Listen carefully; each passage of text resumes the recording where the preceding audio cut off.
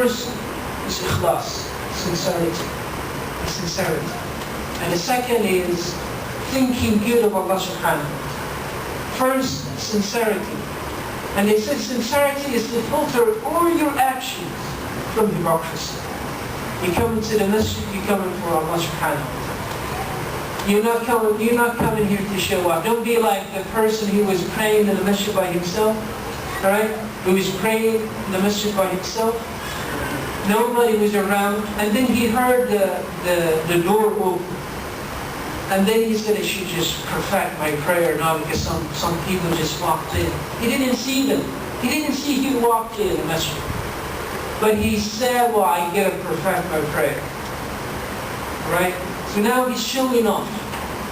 Now it's not, his prayer, it's not for the sake of Allah subhanahu wa ta'ala. And he started praying. He took too long in a Roman town. The town was very guarded. They had like a very tall, long fortress and walls. They couldn't go through. There was a man from the Muslims army. He came to Maslama ibn Abd al-Malik, and he said, I've got an idea. I can make a hole through the wall. But it would be enough for just a slim person to go through. I just need a slim person to squeeze and go through this wall, right, this hole, and then he can open the door for us from the inside. And then we can enter the town. Maslama sent out the announcement, we need a slim person. We need a volunteer to go through this hole, okay? And can go through and open the door from the inside for us. Someone volunteered to do this. He went through the wall and he opened the gate for the Muslims. The Muslims entered the city and Allah subhanahu wa ta'ala granted the victory. Now, Maslama wanted to compensate and reward that person. He sent out an announcement. The person who went through the hole should come forward for compensation, for some reward. Nobody came forward. They sent an announcement again and again for a couple of days. No one showed up. The fourth day, a man came.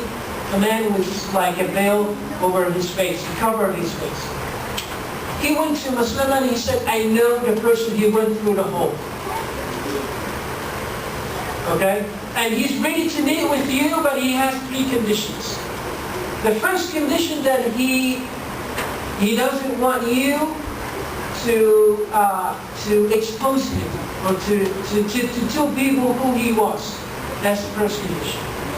The second condition, that he does not need your compensation. He does not need your reward. The third, he does not want you to ask for him ever again.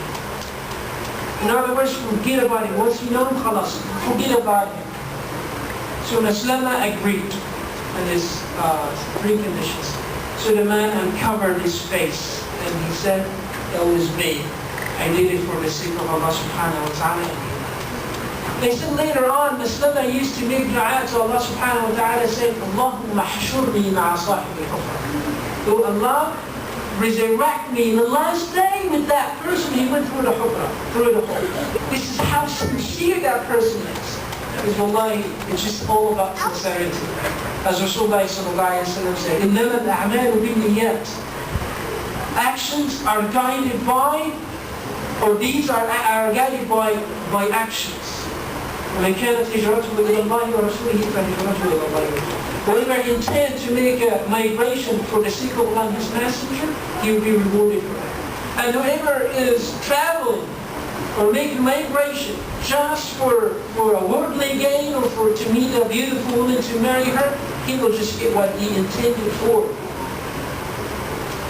See how many people traveled from Mecca to Medina. You know, how many people traveled from Mecca to Medina? But what distinguishes between the traveler and the immigrant is the sincerity, is the intention. Is the intention. At the time of Usra, the battle of distress, Rasulullah sallallahu alayhi wa sallam There were some people they didn't have too many resources. They were lacking in supplies. They came to the Messenger of Allah. They wanted to participate in that.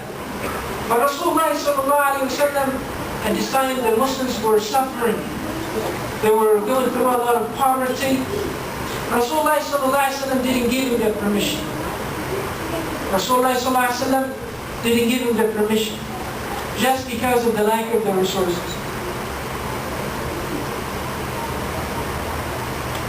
They were so upset.